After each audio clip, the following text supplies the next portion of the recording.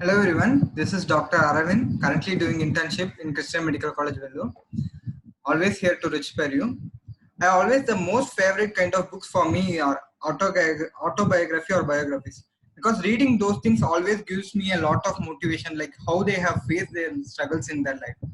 So that's why rather than any other books like personal development books or fictions or novels, rather than reading all those books, I usually love to hear the stories of great people.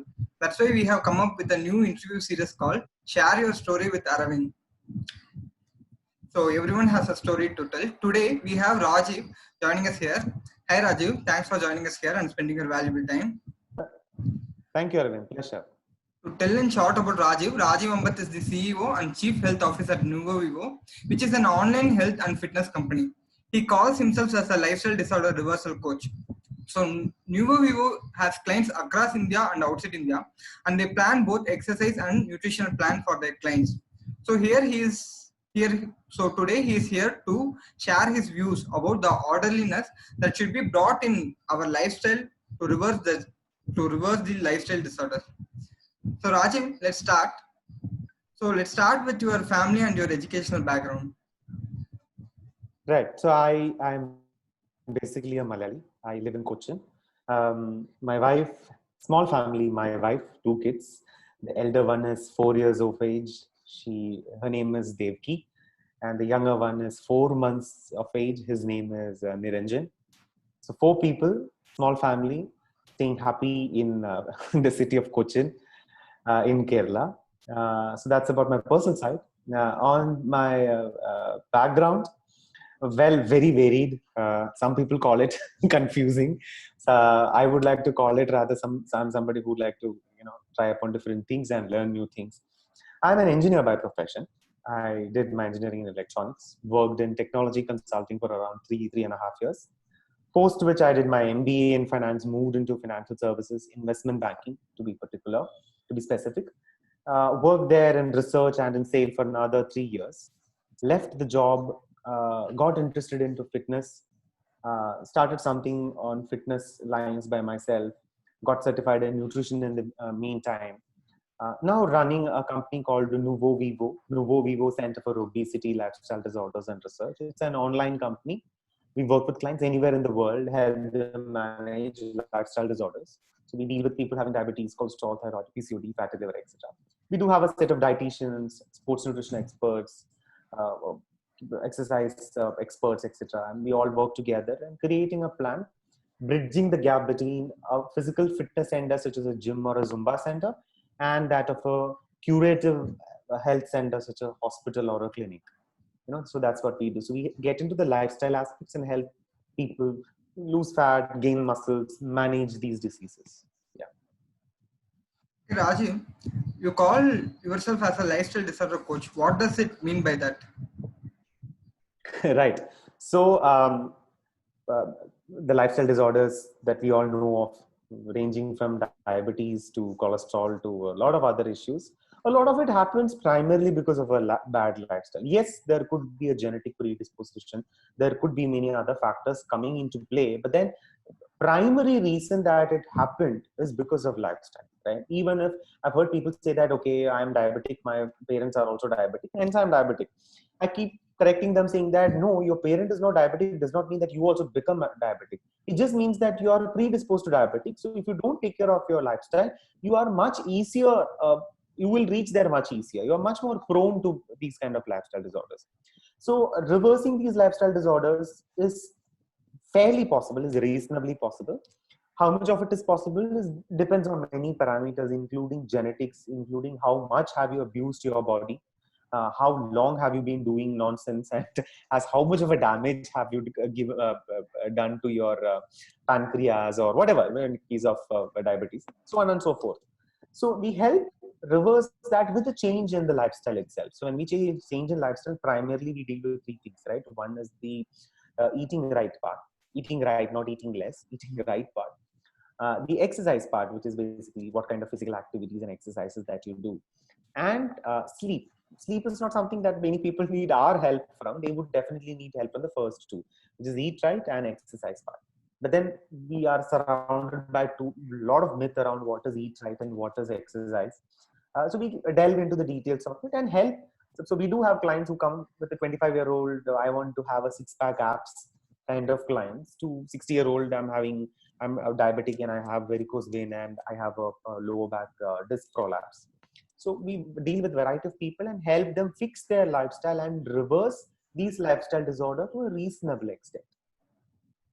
Okay, Rajiv, can you list few of the common lifestyle disorders which you use to reverse? Like, which is the most common lifestyle disorders that your patients come up with? Can you list some few like Diabetes, the most, the most common one is diabetes.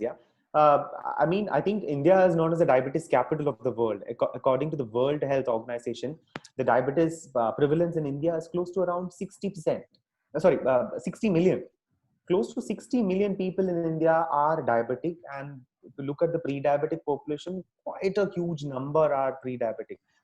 And the funny thing is that this is not really related to lack of knowledge. Okay, the state that I am in from, which is Kerala, is supposedly one of the most literate state, close to 100% literacy. People do know what diabetes is, but the prevalence of diabetes maximum in this state across all the states, right? So it's purely stems out of lifestyle modifications which are not being done. Maybe too much of comfort, eating habits, everything comes into picture. So diabetes is the most common thing which people come up with.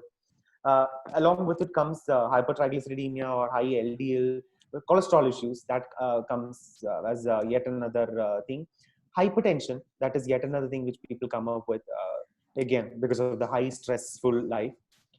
Further many implications. Fatty liver is yet another issues that people come up with because of a bad lifestyle.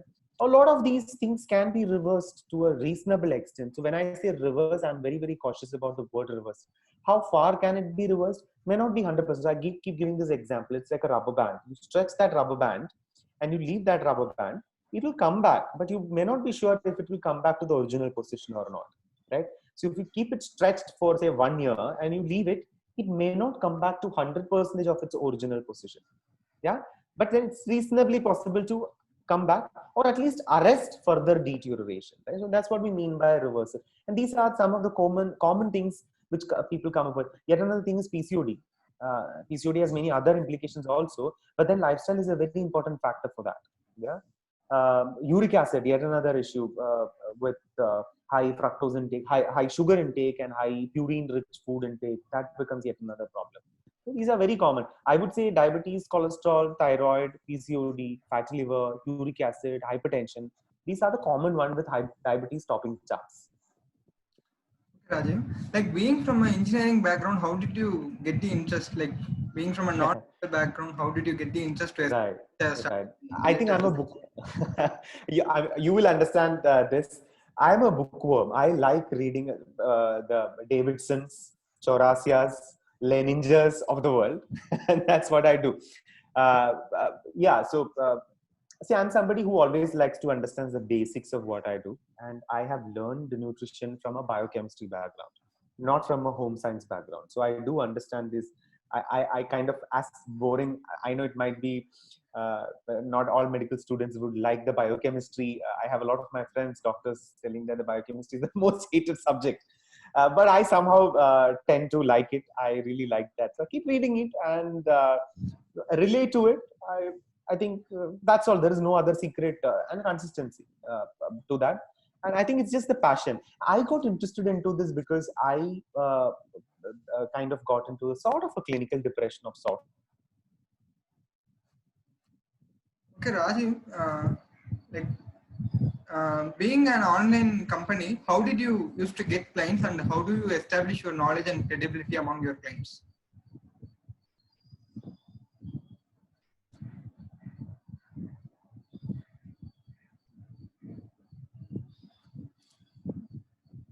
Hello, Rajiv.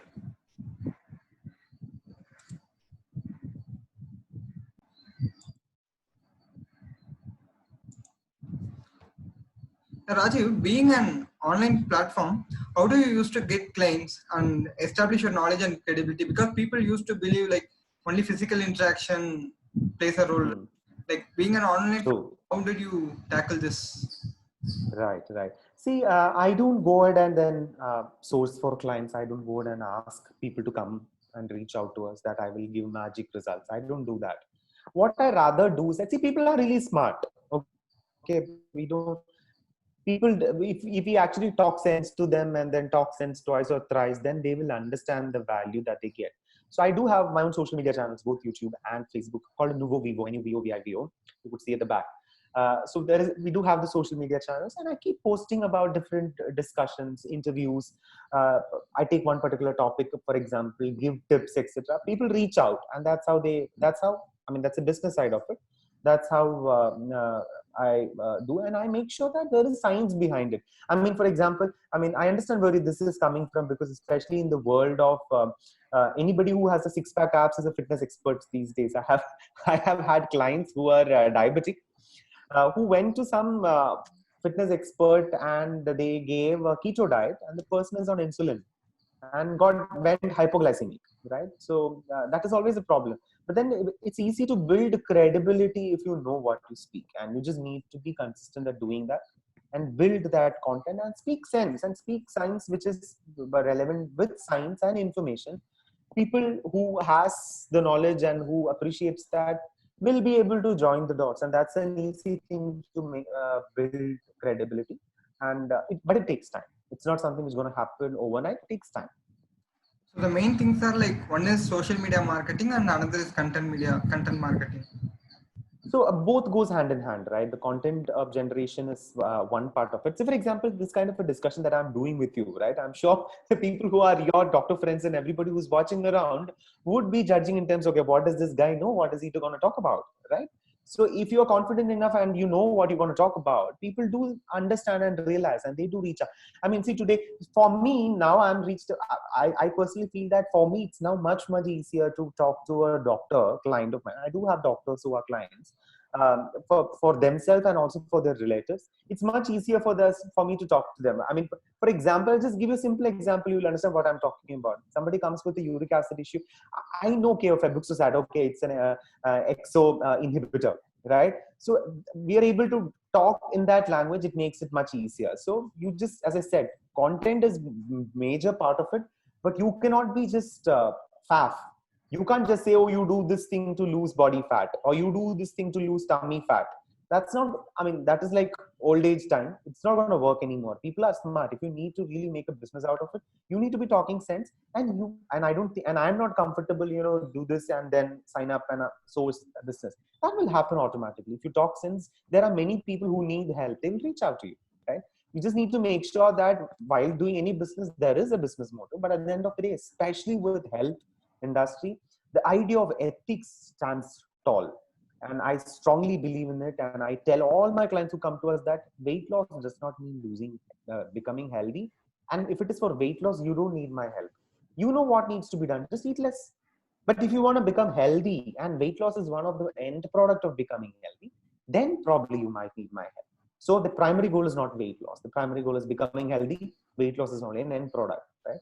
So content, I mean, this itself is a content generation, right? So, and it's part of inbound marketing. So people will watch, people will read, and people will reach out, and that's something which will happen over a period of time.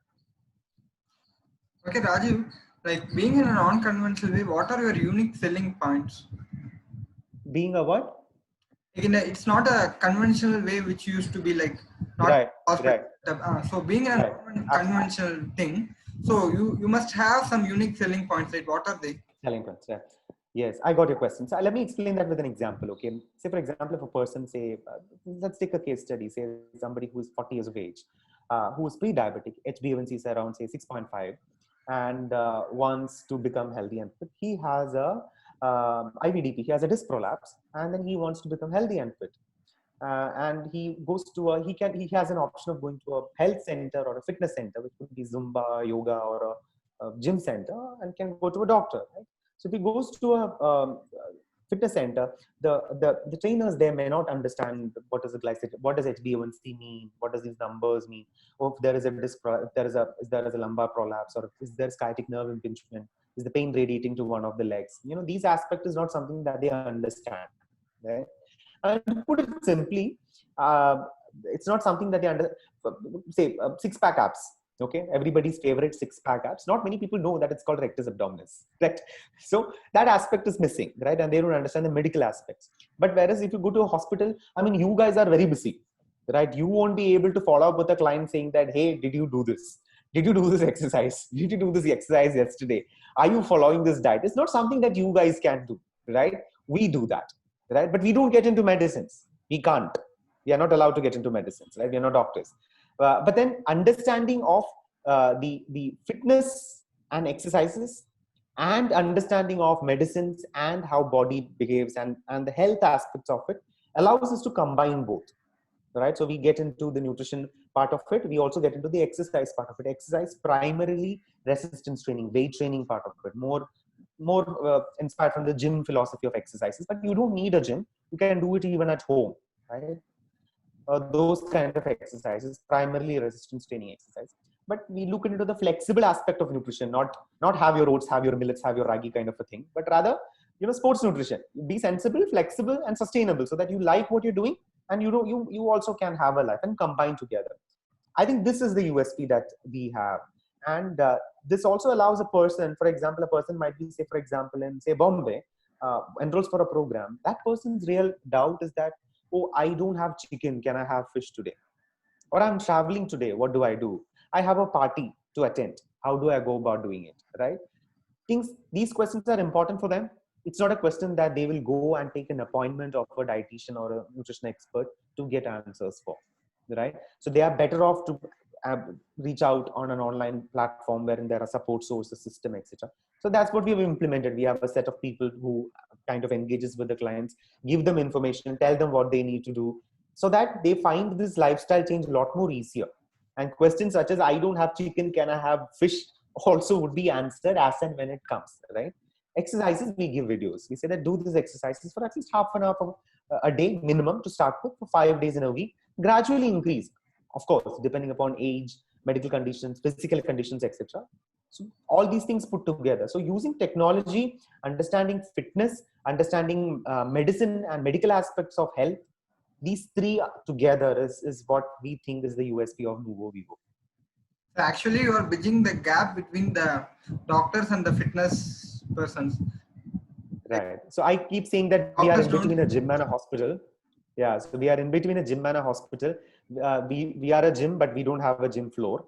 We are a hospital, but we don't give medicines. But we do understand blood report. We say that, okay, give us your, bring in your cholesterol report or fasting blood sugar and your lipid profile and liver function test, etc. That's how we initiate a client to our program, before we need a blood report first.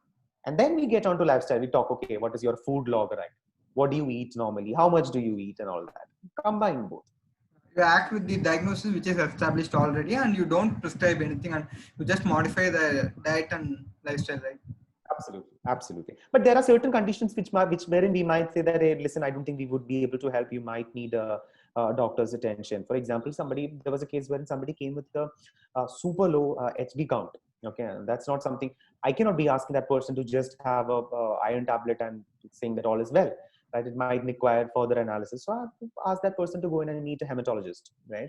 So similarly, if somebody comes with a super high triglyceridemia, we might say, why you might have to start on a cholesterol medication for the time being to get it controlled. Lifestyle modification always help, but right now it's important that you correct that, so you meet a doctor. So it's not that we open up ourselves for everybody who wants to come in, right? So that's why we do an initial thing. So we ask them to take a blood report, send it to us, and then we take it up from there. Okay, Rajiv, what are the various levels of training you have, and how much do you charge at each level? See, okay, so we do have something called a 3-month program, right? 3 months is a minimum that we say that is required for a person to get into that lifestyle change. I keep saying that it's not a switch. You can't switch on and say, oh, today onwards I'm healthy, right? It's a continuous general process. Just because you had a healthy breakfast or a healthy meal throughout the day, next day too you are not healthy. It takes time, right? So that's something that so that's why we say at least 3 months. We have something called a low touch program or a high touch program. The difference between these two is that we kind of the follow up and engagement is different. Low touch is follow up once in every 3 days on WhatsApp. High touch is follow up once in alternate days on direct calls. That's the difference between these two. And what we do is that we understand a person's eating habit, dietary pattern, etc. And then we plug food, their normal food. See, I'm a Mallu, I need my rice. Okay. I have a Punjabi client who likes aloo ka paratha, right? That person wants a different kind of an eating habit. So plugging depending upon person's cultural need is very, very important, right? You ask me to stop eating rice, I would say, sorry, boss, I can't do that. So plugging that is important. So we plug that. We also create an exercise depending upon person's requirement and these medical conditions, physical conditions, etc. Send it across. And we change this plan every 2 weeks, the calorie plan, protein, fat, carbs, and everything, depending upon centimeters lost around the belly and the weight. So we look at both. And if there is a specific medical condition, depending upon the severity of it, we might ask the person to do a report on a routine basis. For example, somebody came up with a 200 fasting blood sugar, so they get a glucometer and report blood sugar levels every single day, right? That's how we do that. And then we see a gradual drop, and we see the things changing, and we kind of play around with carbs and exercises and kind of mix and match. And then at certain point of time, when we see that, okay, it might now require a diabetologist coming in and deciding if the metformin medication dosage should be reduced or not, then we facilitate that. We say, hey, why don't you go in and meet your diabetologist and ask if you should still be having it, and show this progress. For the past 2 months or past 1 month, this has been my blood sugar report every single day, right? And this is the thing that I've been doing. So that facilitation into that lifestyle is what we do, right? And diabetologists might look into it and say that, okay, let's do whatever. So they might do the changes. So that's how our program works. So there is no set pattern as to how we intervene. It depends depending upon conditions. But all in all, it's a 3-month program with every 2-week dietary change and follow up once in 3 days or once in alternate days, depending upon the kind of the programs. We charge 15,000 or 25,000 for 3 months program, depending on low touch or high touch. There is nothing called single time consultation or 1 month program, nothing like that. We do. There is a single time consultation. So see, one of the, we used to get single time consultation. We never used to charge. People used to come in and then speak. See, everybody wants to lose belly fat. And that's a discussion that they want to have for hours, right? So I'm so tired and not speaking about it. So I now don't entertain random discussions. I do not because of I'm greedy for money, but because of the fact that I need only genuine people coming in for obvious reasons. So I do charge for one-time consultations. So, but if they enroll for the programs, then so one-time consultation is 500 rupees for that would be 45 minutes minimum consultation, which would involve understanding their lifestyle, understanding their taking food log, telling them what they need to do, etc. And giving them an overall idea, but I won't be able to give them a structured calorie plan, right? And structured calorie plan also depends. See, what am I going to do after 2 weeks? I don't know yet. I would know it only after I see how the person's body is behaving. If I put a person on, say, 2,000 calories, and if the person gained weight, I know that I've over-calculated calories. I might have to reduce it a little bit, right? But at 2,000 calories, the person lost, say, 4 kgs in 2 weeks. I know that I have grossly under-calculated the metabolic rate, right? So there is no set pattern. Every 2 weeks, I change it depending upon the body performs, progresses. So that's how the program happens. So in this one-time consultation, it's just general understanding, telling what they need to do. But if I want to enroll for the program later, I reduce that 500 rupees from the actual program cost. So for one-time consultation, you charge just 500. That's right. And as I said, it could be video consultation. Most of my consultations are video consultation. Most of my clients, most of the Mallus are in Gulf. There are more Mallus in the Gulf than in Kerala. So most of my consultations are online, and they are from the Gulf or from US. We do have consultations from here also, but most of it is like that. So 500 is a consultation. Program charges 15,000. But someone takes a consultation and they enroll, then they charge only the remaining 14,500. This follow-up will last for more than 3 months also, or is it? That we do. Yeah, no. So the program is for 3 months, and 3 months is where the follow-up happens. After that, we have subscription plans. See, we believe in the idea of teaching somebody what they should be doing. Okay, we don't give a cookie cutter plan. We'll say, okay, have 3 dosa in the breakfast. Instead of 3 dosa, you can have something else. Idli this much. For example, 1 whole egg and 25 grams of paneer roughly has similar calorie and macro profile. So you can replace 1 whole egg with 25 grams of paneer once in a while. right? So this makes a person's life easier. You can have egg curry and chapati, or paneer curry and chapati, right? It will make it interesting and not boring, right? So we kind of teach people these inputs. So once they learn or know this, they will be able to do this for the rest of their life. But some people would want us to follow up and be at their back. In such cases, we have subscription plans. Rajiv, like what are your future plans about about your startup? Right. See, I am a believer of a fitness hospital. I want to start a fitness hospital. I want to start a hospital wherein there is a medical aspect, certified medical practitioners and doctors like you people, telling them what is the right medicine to do and what kind of interventions are required, etc.